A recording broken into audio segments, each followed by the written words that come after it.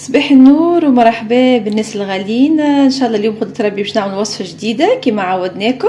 في الفيديو هذا باش نعملوا وصفه من المخبوزات اللي هي كيفيه تحضير الخبز بالزيتون، بالزيتون والبسل والمعدنوس. نعرف اللي هو ديجا معناه يجي بنين ويتاكل حتى وحده ساك. هذاك علاش اليوم باش نعملوا الروسات مع بعضنا ان شاء الله قدرة ربي السميع العليم. لكن قبل ما نبدا الفيديو نتاعي نبدا بالصلاه والسلام على رسول الله. اللهم صل وسلم وبارك على سيدنا محمد. وكانك اول مره تزور القناه نتاعي فضلا وليس امر الاشتراك بالقناه وتفعيل الجرس ليوصلك كل جديد. وما تنساوش كالعاده والعوايد كان عجبكم الفيديو نتاعنا تبارطاجيوه مع الاحباب والاصحاب وتبخلوش علينا باللايك. هنا قبل كل شيء بسم الله، هوني عندي كيلو فارينه ديجا معناها راني خلطو غربلتو. هنا بالنسبه للماء عندي ماء دافي. هنا خديت معناها إترا و200 مليلتر ماء. لا اله الا الله محمد رسول الله. هوني خديت مغرفتين نتاع الخميره فوريه شاحه، معناها دو باكي نتاع الخميره. وهوني خديت عندي زيت زيتونه هذايا منسى، لا اله الا الله محمد رسول الله. هوني عندي مغرفه سكر نتاع ماكله، عندي قرصه صغيره معناها اقل من ربع كركم كيما نشوفوا هوني نتاع مغرفه نتاع قهوه. هنا عندي اقل من شتر مغرفه نتاع ماكله ملح. وهوني عندي كيف معناها اقل من شتر مغرفه نتاع الطعام نتاع الماكله اللي فير شيميك اللي هي نتاع الجاتو. باش نعملوا هوني بسم الله. اول حاجه باش ناخذ هذوما النشف الكل بسم الله. ديجا حطينا معناها الكركم باش يعطينا اللون الاصفر معناها نتاع الخبز. وهوني بسم الله باش ناخذ شويه ماء باش نصبوا على الخميره نتاعي وباش نضيف له مغرفه سكر ونخليها تخمر شويه وين تتفاعل الخميره باش نضيفوها للفارينه نتاعنا ان شاء الله. كيما نشوفوا مع بعضنا لهنا بسم الله باش نضيف هذه السكر بسم الله باش نخلطها مليح ونغطيها ونخليها لين تتفاعل الخميره نتاعي. وين تتفاعل نضيفها للفارينه نتاعي بسم الله. نكمل نخلطها ونرجع لكم. وهنا كيما نشوفوا مع بعضنا الخميره نتاعنا تفاعل. اللهم صل على النبي. ديجا معني بديت نصب فيها، خلطت النواش بسم الله باش نصبها الكل. طيب باش نبدا نضيف كميه الماء ونعجنها ونرجع لكم ان شاء الله. كيما نشوفوا بعضنا بعد ما ضفت معناها الخميره نتاعي تفاعلت بسم الله باش نضيف الزيت بسم الله الرحمن الرحيم. اللي يحب يعمل زيت نباتي نجم يعمل. توا باش نبدا خالط فيهم ومن بعد نعطيكم قداش استهلكت معناها كميه الماء بالضبط. لكن كميه الماء راه انت وحسب نوع الفارينه اللي عندك. توا باش نجمع على العجين نتاعي نخلطو ونوصل معناها نوريكم التكستير القوام اللي انا حاجتي بيه. من بعد باش نخليها تخمر ونكملوا باقي المراحل. وهنا كيما نشوفوا بعضنا سي معناها قمت هكا خلطت الفارينه نتاعي العجين نتاعي بسم الله. ديجا شوفوا معناها التكستير نتاعها لا هي طريه ولا هي يابسه مويه.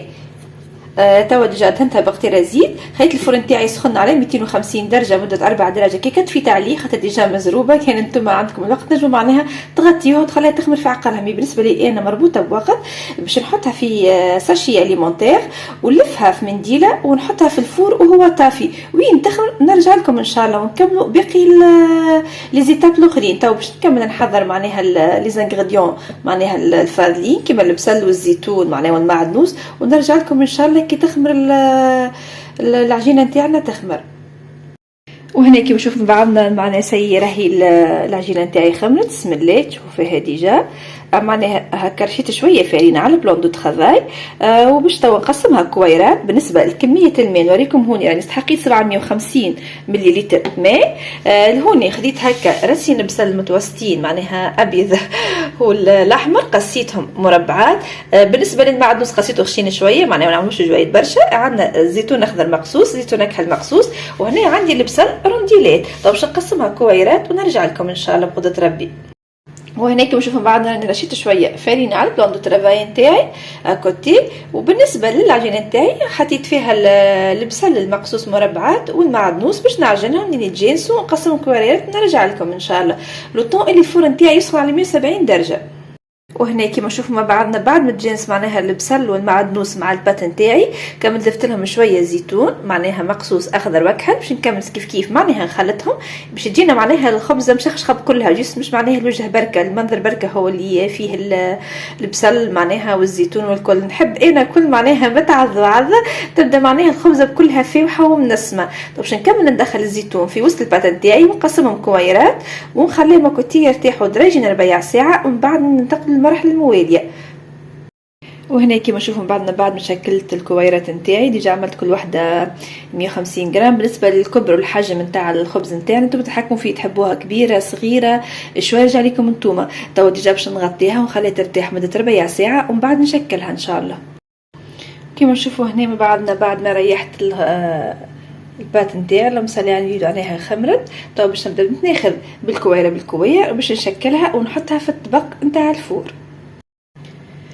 وهنا كيما نشوفوا مع بعضنا ديجا بديت معناها نحضر بالكويره. عاود ديجا وريتكم هوني تاخذ هكا جست هكا معناها تحب تعملها خشينه ولا جويده، من بعد تجي هكا بطرف صوابعك تبدا هكا تعمل لها، وباش تبدا لا اله الا الله محمد رسول الله نحطوا معناها اللي زي انغريديون تاعنا. ثم باش نخليهم هكا باش نرش عليهم شويه جبن. ديجا طلعت لي الفكره توا باش نعمل معناها بحكم الصغار يحبوا الجبونات باش نعمل معناها شتر فيه الجبن والزيتون والبصل والمعدنوس، وشتر باش نخليه من غير جبن. باش نكمل هذوما الكل وين نكملهم نعاود نريحهم ربع ساعه باش يعاودوا يتخمروا ومن بعد ندخلهم للفور.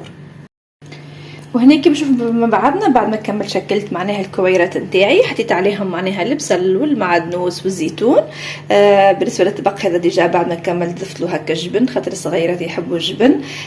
بالنسبه للسمك تاع الخبزه انا ما نحبش خشينه برشا، انتم كان تحبوها تجيكم معناها خشينه معناها تعملوا الحجم تاع الخبزه اكثر واكبر معناها وما ترقوهاش برشا. بالنسبه لي انا ما نحبش فيها برشا بابا، نحبها موين والا ناقصه. هذاك علاش معناها عملت البيسير هذاك ديجا كنت تلاحظوا برا عملتها جويده لكن بدات تخمر. تو باش نخليها ربع ساعه من زمان نغطيها لين تخمر لي الخبزه نتاعي، بعد باش نحطها على الفور التيب وين التيب ان شاء الله تشوفوها في صحن التقديم.